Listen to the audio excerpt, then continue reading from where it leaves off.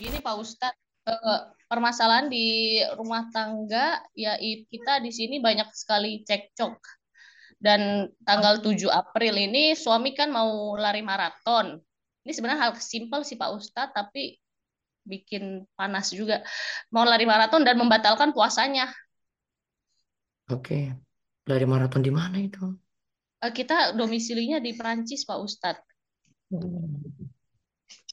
Terus Iya, mungkin dari situ dulu Pak Ustadz. Apakah ada dan suami keharusan untuk maraton tadi, Bu. kenapa Pak? Ada keharusan Coba atlet. dijelasin, Garel. Oke, Pak. Saya kerja tentara di Prancis dan kondisi fisik itu sangat penting. Itu salah satu kompetisi yang saya daftar tahun lalu tanpa lihat tanggalnya jatuh pada akhir puasa tahun ini. Oke. Terus, Jadi maraton Paris itu hanya sekali setahun. oke. Ya. Dan dulu memang sholat saya kurang apa bukan kurang lancar tapi kurang Ya karena ya karena ya di Perancis sholatnya susah, jadi paling banyak banyak di jamaknya dan sholatnya juga ya gitu, gitu Pak Ustadz ya masih kayak anak-anak gitu. ya jujur dulu saya nggak usah terlalu banyak. Di tahun ini kan saya sudah jujur usah banyak. Sudah ke masjid pagi bangun subuh, sudah Hmm. puasa, tarawih semuanya, mulai baca Al-Quran, juga mulai belajar bahasa Arab dengan Hmm. ikro, udah ikro ya ini. Setelah bisa ikro 6 pada akhir bulan puasa. Masya Allah. Terus.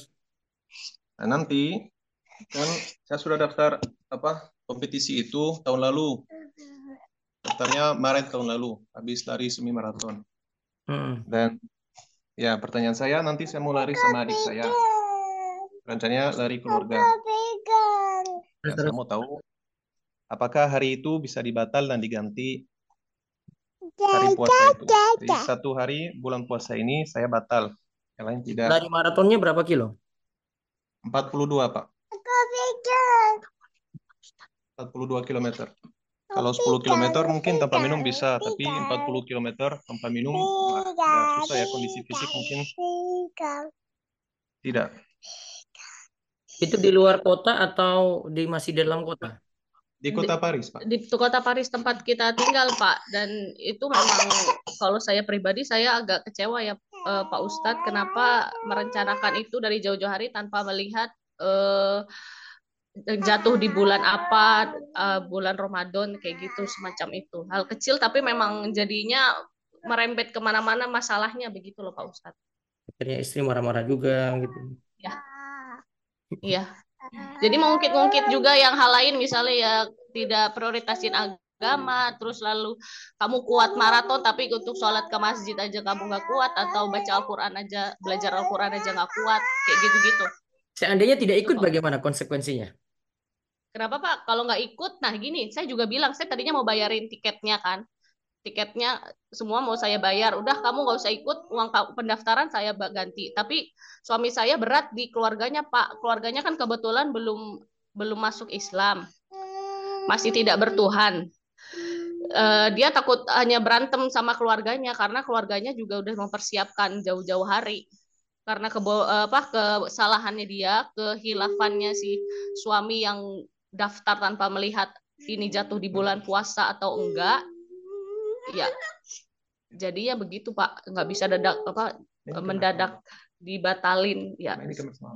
Takut aja ada berantem keluarga, dan takutnya jadi matanya Islam jadi jelek atau enggak, saya juga kurang ngerti, tapi itu yang saya pikirkan sih. Oke, ada dua pilihan aja ini. Yang pertama, tetap puasa dan konsekuensi beritahu kepada keluarga, saya mohon maaf ini karena puasa ini suatu kewajiban sehingga tidak bisa untuk ngikut, dengan beritahu baik-baik gitu ya. Itu konsekuensi paling berat sebenarnya. Nanti ini masalah komunikasi saja dengan keluarga. Solusi yang kedua, batalkan puasa, artinya sejak subuh itu tidak niat puasa. Ya. Tapi kalau saran saya sih, tetap makan sahur, terus pagi harinya tetap puasa. Kalau tidak kuat baru batal. Kalau masih kuat tidak boleh batal. Itu. Ini Jadi nanti konsekuensi. saya mulai lari Dan ketika merasa haus banget dan nggak bisa tahan, Baru minum batal. sambil lari. Baru batal. Nanti gantinya adalah qada. Gantinya bisa kapan, Pak? Nanti setelah Ramadan. Setelah bulan puasa, setelah Oke, Ramadan. Jadi malam tetap ini ada pembahasan untuk Iya, masih sholat. Emang masih ke masjid, masih sholat tarawih malam juga Iya, walaupun iya. capek. Malamnya tetap niat, terus subuh tetap sahur, makan yang banyak untuk fisik tadi, terus setelah itu niatin lari. Ya, kalau tidak kuat baru batal. Kalau masih kuat tidak batal. Alhamdulillah. Terima kasih, Pak Ustaz. Itu kan Oh, lalu begini Pak, alhamdulillah saya sudah mengenal dakwah salaf dan suami saya nih masih belum mengerti dan menganggap salaf tuh ekstremis. Itu bagaimana bisa dijelasin ke beliau ya Pak? Dan sebenarnya saya sekarang nunjukin video misalnya seperti Ustadz Abdul, Ustadz Khalid, dan mereka melihat, aduh Ustadz itu dengan jidat yang hitam dan dia takut. kan saya nggak hitam ini, Bu. Nah, iya makanya itu Pak. Dia takut sama yang jilbab apa ya jilbab maaf jenggot panjang, apa jidat hitam dan yang bicaranya agak bukan keras tapi memang tegas karena memang ungkapan kebenaran, bukan ustadz yang ya udah kalau sholatnya nanti juga boleh. Maksudnya ustadz syubhat begitu Pak. Kayak kemarin kita sholat tarawih di KBRI, ustadznya baca doa ini kayak nawaitu soma godin bla bla bla bla kayak gitu-gitu Pak. Saya bilang ke suami saya itu tidak ada yang kayak gitu. Tapi semua jamaah kan mengikuti ustadz itu. Sedangkan suami saya bingung. Kalau saya kan sudah mengerti alhamdulillah. Tapi suami saya aja yang masih bingung. Kok orang lain berdoa seperti itu, kenapa kita nggak berdoa begitu? Itu bagaimana penjelasannya untuk ustadz syubhat, Pak? Takutnya suami saya malah Gini aja gitu. Mungkin pelan-pelan ya. Kalau saya sih tipenya bukan langsung satset kayak gitu. Jadi segala sesuatu nanti bisa bertahap. Ya, mungkin pandangan saya agak beda dengan ustadz yang lainnya gitu ya. Kalau saya sih berdakwah, saya lihat keadaan aja. Ya kalau belum bisa ya tetap perlahan gitu. Artinya bisa secara bertahap dulu. Nah, masalah yang tadi ada nawa itu macam-macam, ya hargai saja gitu. Hargai tanpa kita banyak komentari itu. Yang penting tahu, oh saya bukan kayak gitu aja, sudah cukup. Yang penting mungkin saran saya kepada Bu bawa suami pelan-pelan saja dulu ya, biar nanti tidak terlalu kaget gitu. baik, Pak. Iya. Berarti sabarnya berarti nggak ada batasnya nih Pak. Yang kemarin saya dengar Iya. curhat apa yang tentang Hmm. zakat dan fikih zakat dan sabar yang isborun itu untuk keluarga. Iya, pelan-pelan pokoknya ya. Oke. Lalu ini Pak, suami saya kan suka main game. Hmm. Kadang suka lupa waktu. Kayak kemarin habis terawih jam setengah 10 sampai jam 4 main game terus. Itu bagaimana ya Pak di bulan Ramadan ini mungkin bisa Ya, kalau dinasihati dan refreshing saja tidak apa-apa, Bu. Jangan terlalu ketat-ketat lah. Ya, refreshing saja nggak masalah. Yang penting ingat waktu ibadahnya tetap jalan. Gitu udah aja dulu. Baik. ini sudah 15 masih ada waktu nggak Pak Ustadz? Apalagi? Ini eh, mengisi waktu keluarga sesuai syariat Pak Ustadz. Karena kan suami saya masih suka dengar musik dan lihat film dan dia kalau dia selalu dia menganggap saya ekstrim karena saya udah jarang dengar musik dan nggak suka lihat film. Saya juga nilai ekstrim ya. Ekstrim gimana Pak? Iya, maksudnya kadang itu suatu hal yang kan orang itu berubah pelan-pelan, Bu. Saya 9 tahun menikah Pak.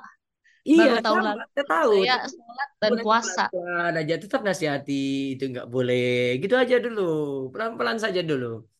Ya, apalagi ini kan di lingkungan sana gitu ya, dia menyesuaikan juga agak berat. Yang penting sudah kasih tahu dulu gitu. Ya, pelan-pelan. Oke. Apalagi kan ini kan sebenarnya ngikut suami, manut sama suami, patuh sama suami gitu loh. Jadi Iya, posisikan diri suami tetap jadi pemimpin. Yang namanya pemimpin kita hormati gitu. Gitu, Bu.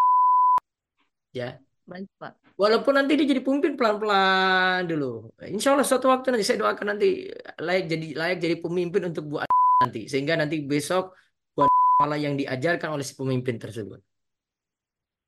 Amin, amin, insya Iya, Allah. pelan-pelan Bu itu sudah punya pahala besar banget, sudah bawa suami seperti ini, ngantar pelan-pelan itu, masya Allah itu Bu. Tapi memang kesabarannya tambah lagi. Mm-mm. Iya. Jadi saya cuma kaget aja Bu sudah loh. Sudah bagus memang, tapi ya kesabarannya diperkuat lagi. Saya jujur saja, saya dengan jamaah ibu-ibu itu saya tahu perasaan mereka. Mereka biasa pingin suaminya itu kayak gini gini gini gini gini. Iya, itu ekspektasi kita. Karena ekspektasi kita itu mesti kita turunkan dulu biar keluarga aman-aman dulu gitu loh. Yang penting suami nggak ganggu ibu sudah aman tuh. Gak ganggu dalam artian apa Pak Ustadz? Ibu bebas beragama kan? Oh iya, betul-betul. Iya, tahu nggak yang lainnya Bu? Suaminya itu malah ngekang si istri. Kamu nggak boleh gini, Oh, nggak boleh gini, nggak boleh gini. Alhamdulillah suami aja mau nurut ibu tuh itu sudah luar biasa Bu. baik Pak. Enggak, soalnya saya takut ini. Maksudnya ya kan kalau kematian datang kapan aja. Jadi maksudnya saya Betul, ada selama ada waktu ya belajar agama, pelajari apa yang bisa betul. dipelajari dan Insya diperbaiki Allah begitu nanti loh Pak. dengan buah kesabaran yang besar, insya Allah. Bu, tahu nggak kisahnya si apa putri Nabi SAW itu putri pertama beliau Zainab itu ketika nunggu suaminya dapat hidayah. Suaminya belum dapat hidayah ini. 20 tahun dia mesti nunggu si Abul As itu. Oh iya, iya, iya. Dia putuskan sama suaminya itu kamu bapak saya sudah masuk Islam sudah dapat wahyu nih di usia Nabi 40 tahun kan. Saya mau masuk Islam. Si Abul As nggak mau. Sampai setelah itu Abul As itu dalam perang Badar dia perang dengan bapak mertuanya Rasul SAW. Iya, iya, iya, iya, saya Dan pernah itu dengar. keadaannya gitu. Si Zainab cuma berdoa saja ya Allah. Ini kalau suami saya mati berarti saya janda nih anak-anak saya yatim. Terus kalau bapak saya mati, bapak saya berarti nggak ada lagi ini. Ternyata qadarullah Allah takdirkan ya suaminya kalah. Suaminya jadi tawanan, Rasul SAW menang, bapaknya menang. Senang banget dia. Nah, kemudian dia beri berikan permintaan kepada pasukan kaum muslimin. Pokoknya suami saya ya saya jamin dia ya jangan macam-macam dengan dia. Dan itu belum masuk Islam, Bu. Setelah 20 tahun baru itu setelah perang Fatul Makkah baru si Abul As dapat hidayah sendiri, Bu. Dan ketika itu dia masuk Islam, senangnya luar biasa. Jadi berita, ya berita viral ketika itu. Abul As masuk Islam, Abul As masuk Islam, menantu Rasul masuk Islam. Balik lagi dia dengan Rasulullah SAW, Bu. Bu, penantian lama, Bu, 20 tahun, Bu. Maaf Pak Ustadz dengan keterbatasan ilmu saya memahami, tapi apakah Rasul pada saat itu menikahkannya dengan yang Sebelumnya kan yang Rasul belum dapat wahyu. Terus ya si betul betul. sudah nikah dengan Abul As. Tapi ketika Ah, Rasul oke dapat oke. wahyu, Rasul bilang Zainab ikut saya, kita pergi dari sini. Gitu. Dia kan dengan suaminya enggak. Bu, pelajaran pentingnya sini. Nunggu 20 tahun, Bu. Iya Pak, sesek banget. Nunggu 20 tahun. Ibu ngomong berapa tadi, Bu? Pernikahan 9 tahun Pak. 9 tahun. Itu pun suami sudah sholat, Bu. Ini Abul As belum sholat. Ya Allah, pasti kalau saya di posisi ibu, saya alhamdulillah suami saya seperti ini saya sudah bersyukur loh. Saya di posisi ibu. Iya Pak, iya iya iya Ustadz, saya bersyukur memang. Syukur, Bu. Tapi saya Dan melihat ada potensi dia bisa lebih gitu Pak. Hanya iya, nggak tahu. karena ekspektasi ibu terlalu lebih dulu. Turunkan ekspektasi aja gitu loh. Kan orang Ah, beda-beda.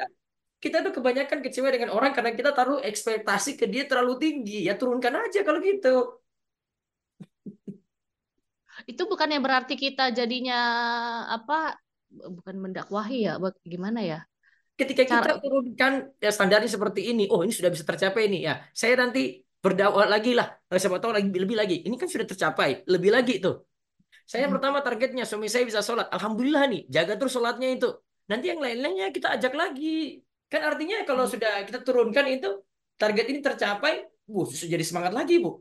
Yang langkah berikutnya lagi tuh, kan enak. Mm, mm.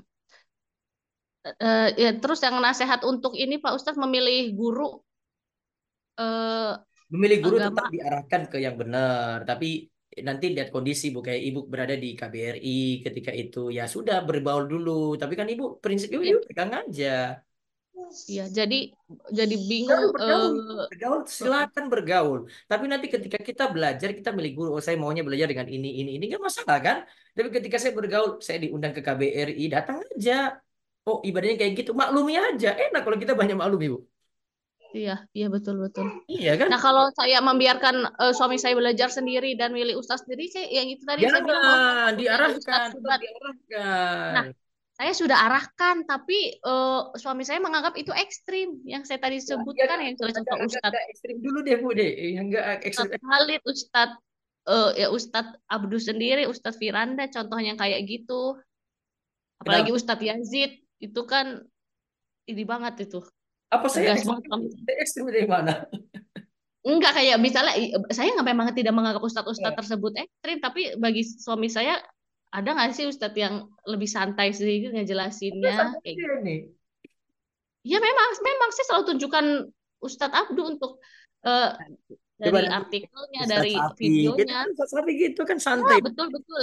Hanya Nah, takut aja sama jenggot paling nggak tahu. Kamu ya takut sama bilang aja jenggot? jenggot itu mah biasa. Itu sudah jadi di masa dulu. Cuma beritahu pelan-pelan aja.